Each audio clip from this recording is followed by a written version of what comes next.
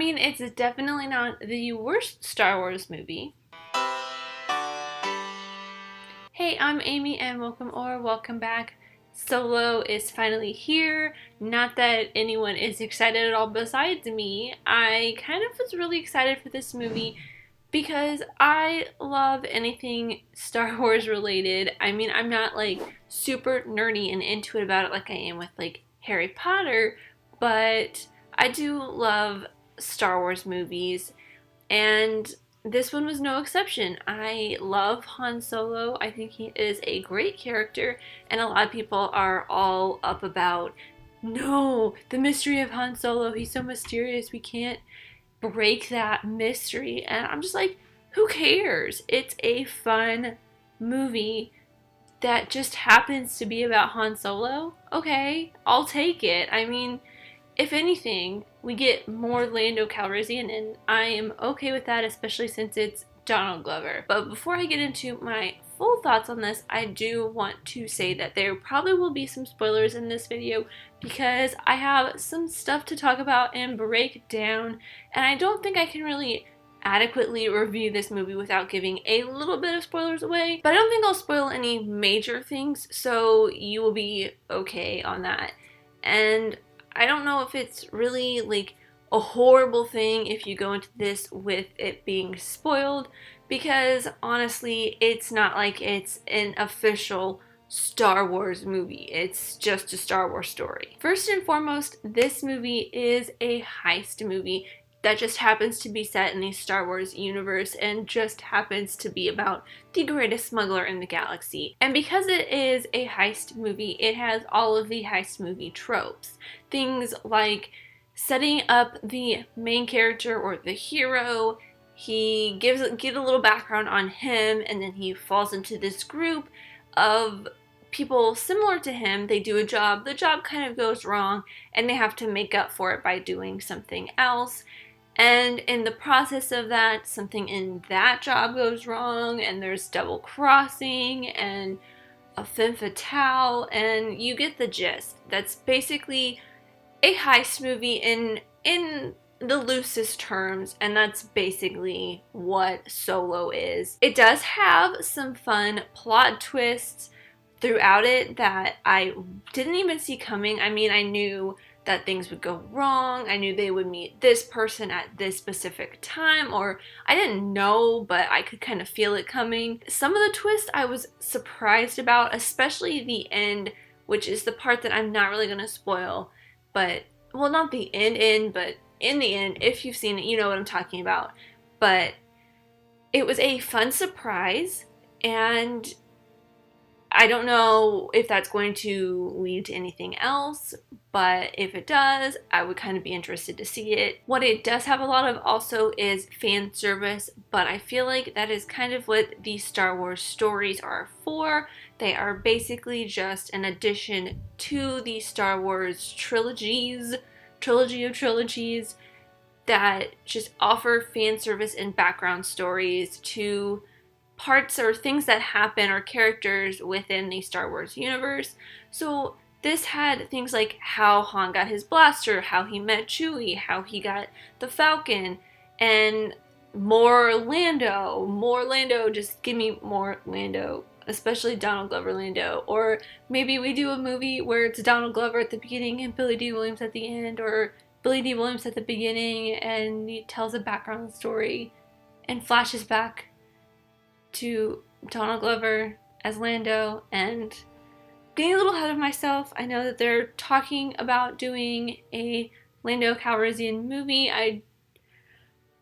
I think it would be fun. It would be very interesting, but that is for the future, and I don't know if that's even going to be a thing. Donald Glover and Lando fan service aside, this is also what a lot of people predicted, basically the Kessel Run, which I'm kind of getting into spoiler territory here, but it's basically the story of how Han did the Kessel Run in 12 parsecs. And I mean, who could have predicted that? It's basically the only thing that everybody was wanting to know, I feel like. I mean, not everybody was wanting to know how he did it, but It's what everyone was predicting they were going to do, and they did it, but it wasn't the main focus of the movie, which I enjoyed. I like that they kind of slid it in there, even though it was part of the major heist, but they made this movie about more than just that.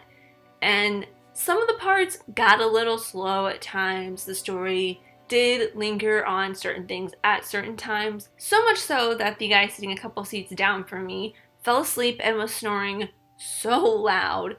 But it was also during the most action-packed, so he fell asleep during a slow part, but then started snoring during the most action-packed and probably most interesting part of the movie. So sucks to be him that he watched more of the boring parts of the movie than the more fun parts. And I'm not saying that the movie's boring. It's so much fun. I had a blast watching this. I actually really love Alden Ehrenreich. He was so good in Hail Caesar. Probably one of my favorite performances in that movie. And he was in another movie with Lily Collins. I don't remember what it was called. Warren Beatty was in it, and Warren Beatty directed it, and I think he wrote it. I think it was about I don't remember who it was about, but he was good in that. It wasn't a good movie, but he was pretty good in that movie. And he's a good actor. I enjoy him as an actor, and a lot of people were very skeptical about him being Han Solo. Rightfully so. In the beginning, I really did not like him as Han Solo. I'm like, you don't feel anything like Han, you don't feel like Harrison Ford, and he's not supposed to. This movie is about Han Solo becoming Han Solo. Literally, within the first 20 minutes, maybe 15 minutes of the movie, he becomes Han Solo. He doesn't even have a last name. Solo is not even part of his name until the first 20 minutes of the movie, spoiler alert, but that's kind of how it begins. And in the process of him becoming Han Solo, the Han Solo that we know and love, the Han Solo of Harrison Ford, he starts off as this really soft person, and you don't see the real Han Solo come out until the very end of the movie, because the whole entire movie is leading up to him learning through Woody Harrelson's character and through life experiences the things that the real Han Solo knows and talks about and uses life experiences to power his relationships with Leia and Luke, and the reason why he doesn't want to be a part of the rebellion in the first place. You get to see and understand kind of why. Some people may not appreciate that, but I liked seeing this different side to the rough and tumble, stoic and witty Han Solo that everyone knows and loves now. You get to see the softer side of him, the less gritty, less weathered version of him, the happy-go-lucky kind of guy, and I feel like Alden Ehrenreich portrayed that in a very great way. I mean, it wasn't the best performance, and everyone's going to be nostalgic for Harrison Ford and wish that it was Harrison Ford but younger, but I feel like after watching it, I feel like they picked the right guy. Even having Ron Howard direct this movie, it went through so many different changes. It went through 2 directors to Ron Howard, and it still came out a coherent movie and a fun movie with some great quips and some great great quips and great jokes. Same thing. But it became this really great cohesive piece under Ron Howard's direction, and you really see why Ron Howard is such a pro at this. I mean, he's been doing this since he was he's been in the business since he was I don't know, 4 or 5, maybe even younger, since his dad was an actor too.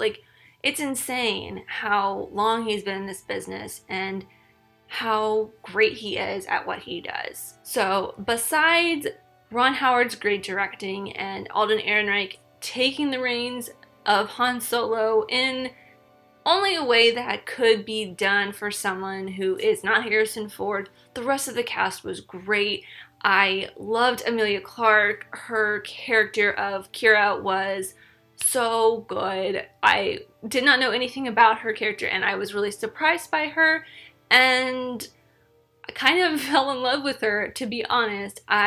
She was a really strong female lead, or co-lead, I guess, with Alden Ehrenreich, and she did play really well to his Han Solo. And I feel like she could be, in a way, slightly comparable to Leia. I do think that Rey may be a little bit stronger of a character, more so because we've seen more of Rey, but I do love Kira and the way Emilia Clarke portrayed her, and maybe we'll see more of her. I hope so if we do, but I'm not holding out any super strong hope for that. Donald Glover, I already talked about how much I loved Donald Glover as Lando. Again, hoping for that spinoff. And as usual, the droid brought the comedic relief.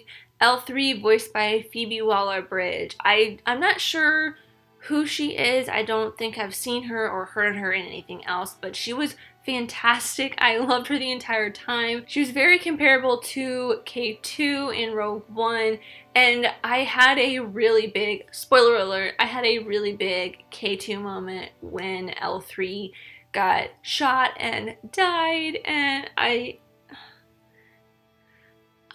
was so sad to see her go, and it was even more brought on upon by the way Lando reacted because they were very close. But I think that's where I'm going to end this. I think I've rambled on enough about how much I enjoyed this movie. So now onto my rewatch score. I am obviously going to be adding this to my collection because I have to have every Star Wars movie. I currently have them all up there, but I want to give this a very fair and impartial rating. If I were to give this a rating, honestly, I would watch this a lot. I probably would, if it's on Netflix, that would probably be my score. I probably wouldn't, if I didn't have it in my collection, I probably wouldn't pay money at Redbox to watch it, but if it was on Netflix, I would watch it a lot. Not a lot, but I'd watch it probably like maybe a couple times a year if I'm feeling bored, or I just want a really fun heist movie that is set in space. So Netflix is my rewatch score on this one. Let me know what you guys thought of Solo, a Star Wars story, in the comments down below. Did you enjoy it? Did you like Alden Ehrenreich as Han Solo? Do you want Harrison Ford back as Han Solo?